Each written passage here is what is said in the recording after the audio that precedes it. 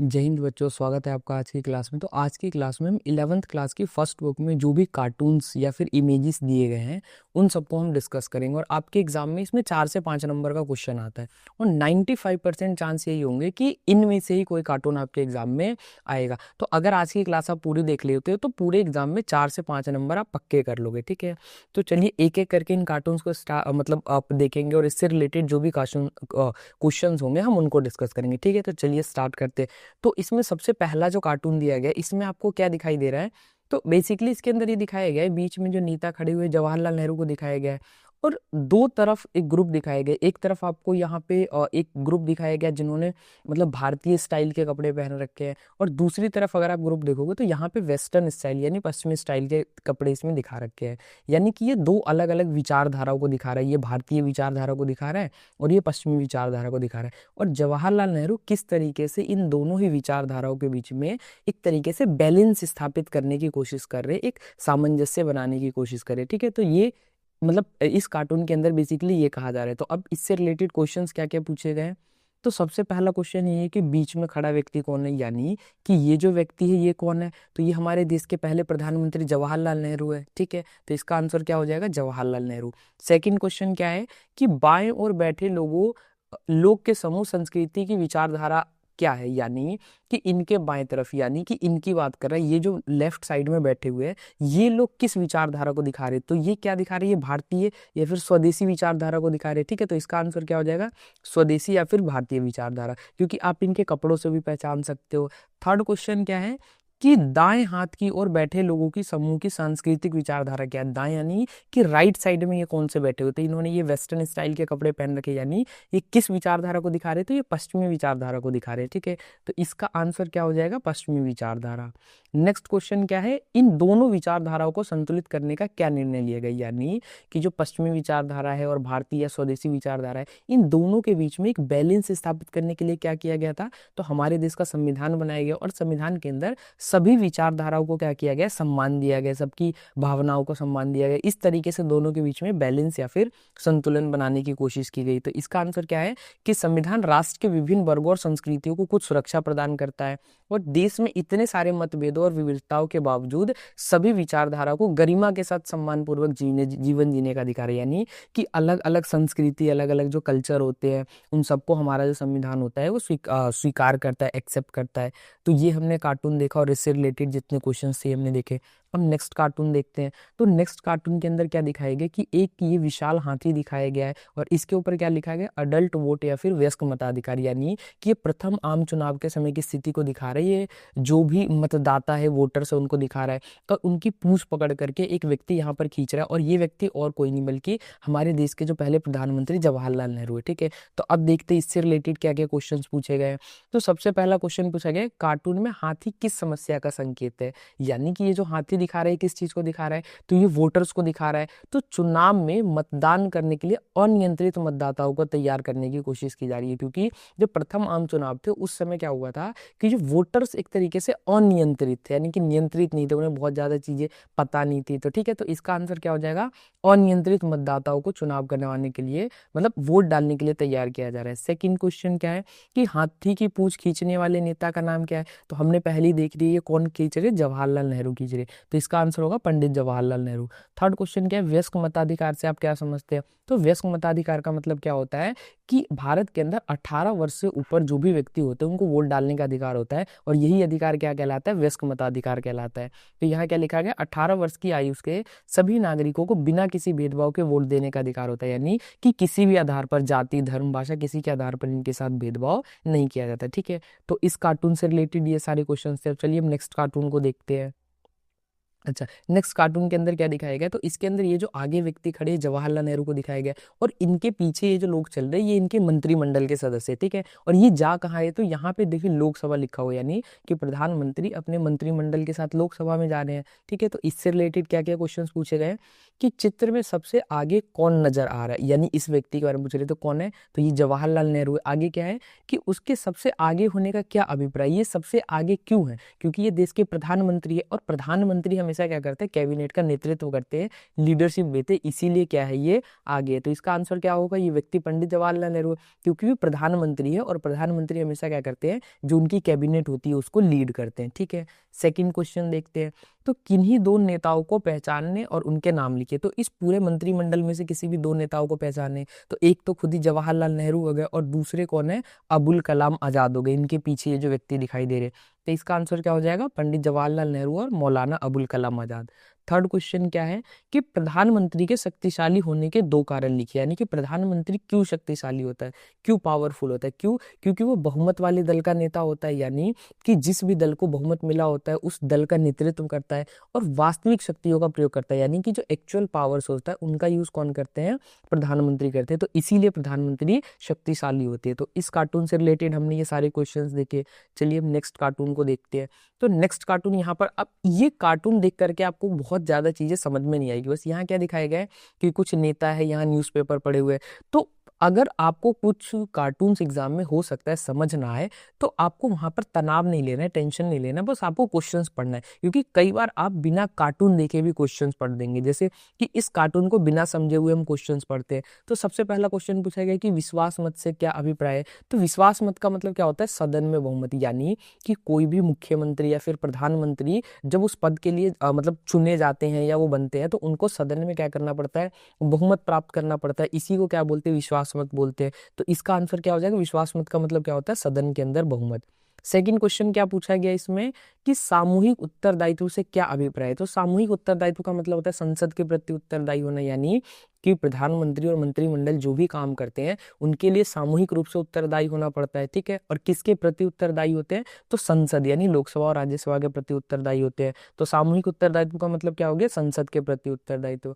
Third क्या है कि विश्वास मत जीतने के बाद भी मुख्यमंत्री की परेशानी समाप्त नहीं होती। इस कथन का क्या अभिप्राय है, मतलब कि विश्वास मत जीत गए फिर भी उनको डर लगा होता है। क्यों, क्योंकि अगर कोई भी दल का व्यक्ति, मतलब कोई भी व्यक्ति दल छोड़कर चला जाएगा तो संकट में आ जाएगा। देखिए, विश्वास मत का मतलब क्या होता है कि जितने भी उनके दल के जो लोग हैं वो उनको सपोर्ट करे, लेकिन विश्वास मत जीतने के बाद भी जो प्रधानमंत्री या मुख्यमंत्री होता है उनको डर होता है कि अगर बाद में कहीं कल को चल के ही हमारी पार्टी छोड़ दे चली जाए, तो ऐसे में हम क्या होंगे, विश्वास मत को खो देंगे। ठीक है, तो इस कार्टून से रिलेटेड हमने सारे क्वेश्चंस देखे। अब नेक्स्ट कार्टून देखते हैं। अब इस नेक्स्ट कार्टून के अंदर क्या दिखाया गया है कि यहाँ पर कुछ सांसद को दिखाया गया, और ये कहाँ से, तो ये संसद से बाहर आ रहे, और यहाँ लिखा गया वॉकआउट, वॉकआउट नहीं आउट किए गए। मतलब कई बार आपने देखा होगा कि सांसद क्या करते हैं, जो मतलब सदन के अंदर जो वो चल रही होती, सभा चल रही होती है, तो उसको छोड़ करके बाहर आ जाते हैं, कई बार उनको निकाल दिया जाता है सदन से।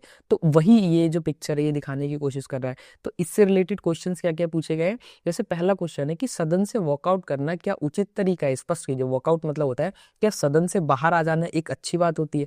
तो इसका आंसर क्या हो जाएगा, नहीं, क्योंकि सदन एक ऐसा मंच है जहां वाद विवाद, चर्चा, बहस व सहमति के आधार पर किसी समस्या का समाधान खोजा जाता है। यानी कि सदन के अंदर क्या किया जाता है, देश की जो भी समस्याएं होती है उससे संबंधित वाद विवाद किया जाता है, कोई भी मुद्दा होता है उसके ऊपर चर्चा की जाती है। तो ऐसे महत्वपूर्ण मुद्दों पर सांसद को वॉकआउट नहीं करना चाहिए, बल्कि उस चर्चा के अंदर भाग लेना चाहिए। तो पहले का ये आंसर होगा नहीं, वॉकआउट नहीं करना चाहिए। सेकंड क्वेश्चन है, अध्यक्ष सदस्यों को सदन के किस आधार पर आउट कर सकते हैं। अध्यक्ष मतलब कि जो भी लोकसभा हो गए, विधानसभा हो गए, उनका एक अध्यक्ष होते हैं। तो अध्यक्ष के पास ये शक्ति होती है कि यदि कोई भी सदस्य अगर उस सभा के अंदर अगर एक तरीके से प्रॉब्लम क्रिएट कर रहा है, तो वो उसको क्या कर सकते हैं, बाहर कर सकते हैं। तो यही क्वेश्चन पूछ रहा है कि अध्यक्ष किस आधार पर बाहर कर सकते हैं, तो अनुशासनहीनता, यानी कि जब वो डिसिप्लिन नहीं मानते, वहाँ के नियम कानूनों, रूल रेगुलेशन को नहीं मानते, तो अध्यक्ष के पास ये शक्ति होती है कि वो किसी भी सदस्य को बाहर कर सकते हैं। ठीक है, तो ये सेकंड क्वेश्चन हो गया।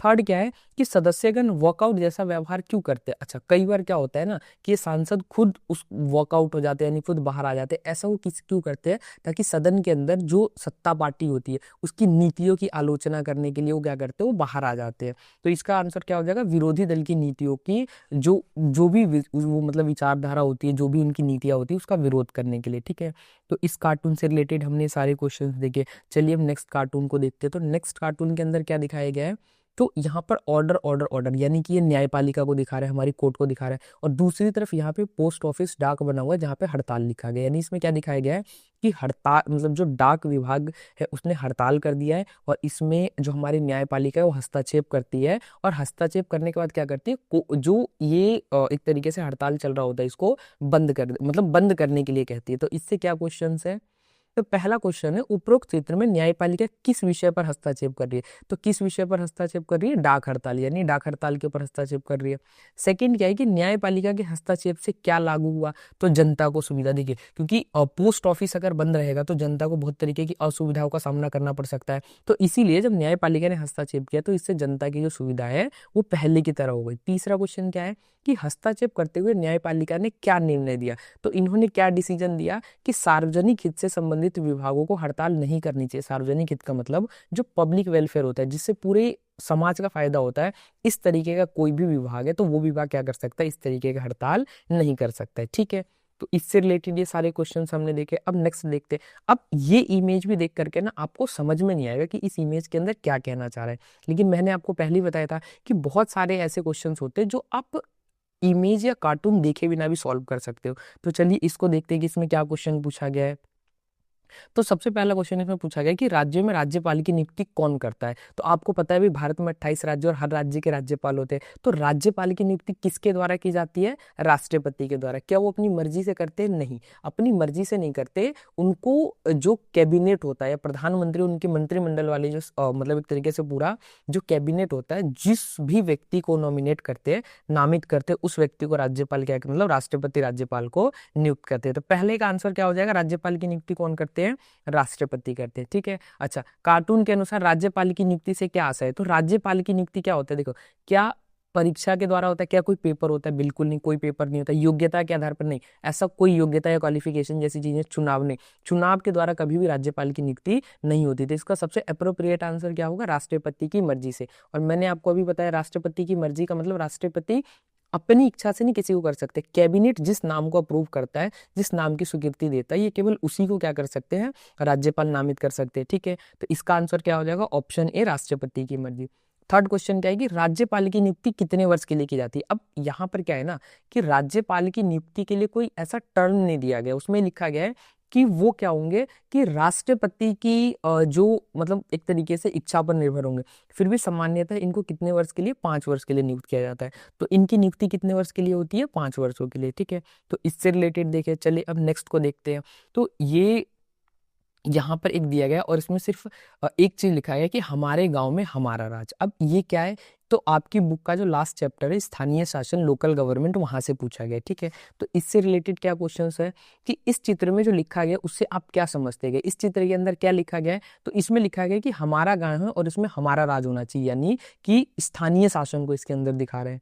सेकंड क्वेश्चन क्या है कि स्थानीय शासन की मदद से क्या उद्देश्य को प्राप्त किया जाता है। जो लोकल गवर्नमेंट होता है, जो स्थानीय शासन होता है, वो क्या करता है, तो जो भी स्थानीय समस्याएं होती है, प्रॉब्लम्स होती है, उनको सॉल्व करने की कोशिश करता है। हाँ, क्योंकि स्थानीय शासन स्थानीय समस्याओं का समाधान अच्छे प्रकार से करता है। और वो क्यों करता है अच्छे प्रकार से, क्योंकि वो स्थानीय समस्याओं से अवगत होता है, इसीलिए बहुत अच्छे से उसका मतलब कि सॉल्यूशन कर देता है। थर्ड क्वेश्चन क्या है कि इस उद्देश्य की प्राप्ति में किन समस्याओं का सामना करना पड़ता है, यानी कि जो स्थानीय शासन होता है, जो लोकल गवर्नमेंट होता है, उसको किस किस चुनौती का सामना करना पड़ता है। तो आपको पता है कि स्थानीय शासन के पास बहुत ज्यादा फंड नहीं होता है, कई बार राज्य सरकार उसमें हस्तक्षेप कर देती है। ठीक है, तो ये सारी समस्या होती है जिसका सामना जो स्थानीय शासन होता है उसको करना पड़ता है, यानी क्या, धन की समस्या, राज्य सरकार का हस्तक्षेप, आय से अधिक व्यय, यानी कि जितना उनके पास खुद का पैसा नहीं होता उससे ज्यादा व्यय करना पड़ता है। तो ये सारी क्या थी, इसके अंदर स्थानीय शासन की समस्या थी। तो यहाँ पर क्या हुआ कि इस फर्स्ट बुक यानी कि आपकी 11th क्लास में फर्स्ट बुक में जितने भी जो इंपॉर्टेंट कार्टून्स या इमेज दिए गए उनको डिस्कस किया। तो आप इसको अच्छे से एक बार दो बार देख लेना, क्योंकि आपके एग्जाम में अगर फर्स्ट बुक से क्वेश्चन आएगा तो इन्हीं में से कोई आएगा। ठीक है, तो आई होप क्लास आपको अच्छी लगी होगी। तो इसके बाद क्या होगा कि अगर आपका कोई भी मतलब डाउट या सजेशन होगा तो आप कमेंट में बताना। मिलते हैं फिर किसी और नेक्स्ट वीडियो में एक नए टॉपिक और नए चैप्टर के साथ। जब तक के लिए थैंक यू।